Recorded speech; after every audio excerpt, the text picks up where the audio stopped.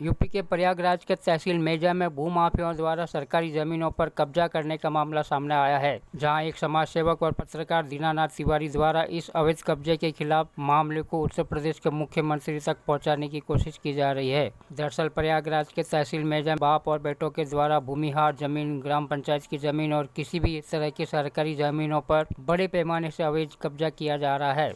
एक पत्रकार परिषद में जानकारी देते हुए उन्होंने बताया कि प्रयागराज के तहसील मेजा में हौसला प्रसाद राम शिरोमणि मिश्रा और उनके बेटे संतोष हौसला प्रसाद मिश्रा सरकारी जमीन पर कब्जा किए हुए हैं, जबकि सरकारी चक्र मार्ग पर हुए कब्जे के बारे में साल 2016 में लेखपाल ने उत्तर प्रदेश लोक संपत्ति क्षति निवारण अधिनियम के तहत धारा 3/5 की कार्रवाई करने का आदेश दिया था। उसके बावजूद पुलिस प्रशासन और एसडीएम कानून की धज्जियां उड़ाने वाले इन भूमाफियाओं को शरण देते हैं, जिनके चलते इनमें करोड़ों की अवैध संपत्ति बनाई है। इसकी जांच मुख्यमंत्री कार्यालय से करने की मांग की जा रही है। पेश है हमारे विशेष संवाददाता की एक खास रिपोर्ट। मैं मूलतः गांव चौकटा पोस्ट औता परगना खैरागढ़ जिला प्रयागराज उत्तर प्रदेश का निवासी हैं। हमारे गांव में दो भूमाफिया पिता पुत्र सरकारी जमीनों पर, सरकारी चकमार्ग पर और सरकारी नवीन पट्टियों पर, जो कि भूमिहारी जमीन होती है, ग्राम पंचायत की जमीन होती है। नाम क्या है? दोनों पिता पुत्र का नाम है हौसला प्रसाद राम शिरोमणि मिश्रा और उनके बेटे संतोष हौसला प्रसाद मिश्रा, जो कि अपने आप को एक वकील बताते हैं और इसी के दम पे वो अपने कनेक्शंस के बेस पे और अपनी गुंडागर्दी और अपनी धांधली, राजस्व विभाग के धांधली और पुलिस प्रशासन के साथ धांधली के बल पर हमारे गांव में जगह जगह पर जहां जहां उनकी जमीन है वहां पर वो सरकारी चकमार्ग, सरकारी जमीन और ग्राम पंचायत की जमीन पर लगातार कब्जा करते जा रहे हैं। उससे बढ़कर भी पहले इनका मोडस ऑपरेंडी कैसा है कि पहले सरकारी चकमार्ग पर कब्जा करते हैं, उसके बाद उससे आगे, जैसे अभी एक जमीन और दूसरी जमीन के बीच में सरकारी चकमार्ग जाता है कि फैसिलिटी देने के लिए सरकार ने ये कर रखा है। पहले चकमार्ग पे कब्जा करेंगे, उसके बाद जिसकी भी गांव में जमीन है उस पर कब्जा करेंगे।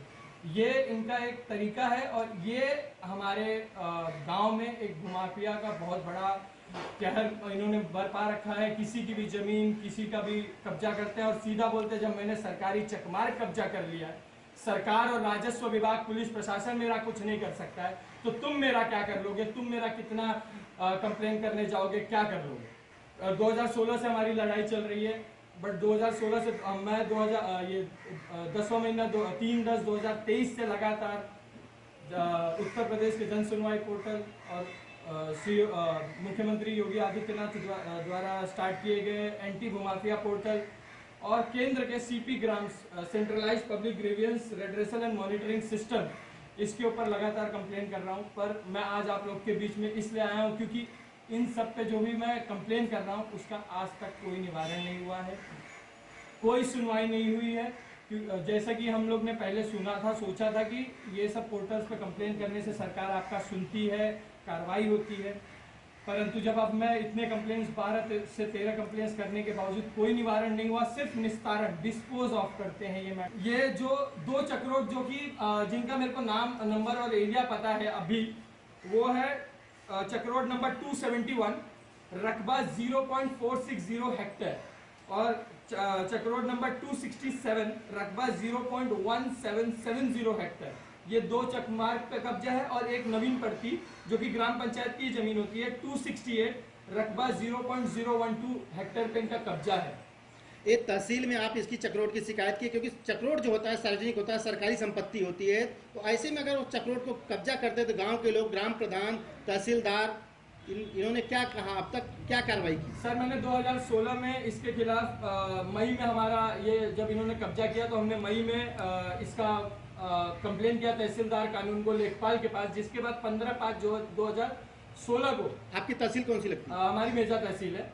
मेजा तहसील के लेखपाल, कानून को वगैरह पुलिस बल के साथ गांव वालों और गांव प्रधान की मौजूदगी में सीमांकन हुआ सर, जिसमें उनकी लेखपाल ने अपने रिपोर्ट में ये लिखा कि इन्होंने सरकारी चकमार्ग पर, नवीन पड़ती पर और मेरी भी जमीन जो कि इन्होंने कब्जा कर रखा है और इनके खिलाफ उत्तर प्रदेश संपत्ति क्षति निवारण अधिनियम की धारा 3/5 जो कि जिसे बोल सकते हैं Uttar Pradesh prevention of damage to public property act 1984 section 3/5 के तहत एफआईआर दर्ज करने और कार्रवाई करने का आदेश पारित किया। बट आज 8/6/2016 का दिया हुआ आदेश आज तक कोई कार्रवाई नहीं हुई है सर। क्या चाहते हैं आप सरकार से, उत्तर प्रदेश सरकार से सर मैं ये बस ये चाहता हूँ कि मैं जो मेरी जमीन पर कब्जा हुआ है उसके खिलाफ तो मैं कोर्ट में मई 2016 से ही हूँ। मेरे जमीन पे स्टे ऑर्डर होने के बावजूद ये लोग ने कब्जा और बढ़ाया और मैंने उसके लिए कंटेम्प्ट ऑफ कोर्ट भी अभी दाखिल किया हुआ है। परंतु मैं अपनी जो पर्सनल जमीन का लड़ाई है उसे मैं कोर्ट में लड़ता रहूंगा। पर मेरा एक ही दुख है कि अगर सरकारी चकमार्ग पर कब्जा नहीं हुआ होता तो मेरी जमीन पर कब्जा करने ये नहीं बढ़ते। अगर आप सरकारी चकमार्ग पर कब्जा करके आप दूसरे की जमीन में मतलब कब्जा करने घुस गए, इसका मतलब सीधा सीधा है कि आपको सरकार और राजस्व विभाग से कोई डर नहीं है, कोई कुछ नहीं है। 2023 से अब भी हमने ये शुरुआत किया सरकारी चकमार्ग पे जो कब्जा है उसके खिलाफ कंप्लेन। ये हमने इतने 16 लोगों को यहाँ पे, जिसमें केशव प्रसाद मौर्य, ब्रिजेश पाठक, संजय प्रसाद जी, संजीव गुप्ता जी, जिला मजिस्ट्रेट, अतिरिक्त जिला मजिस्ट्रेट, उप प्रभागीय मजिस्ट्रेट, तहसीलदार, कानूनगो और खंड विकास अधिकारी और फिर पुलिस आयुक्त से लेके पूरा पुलिस विभाग को भी हमने ये कंप्लेन दिया, जिसमें श्री योगी आदित्यनाथ को भी दिया।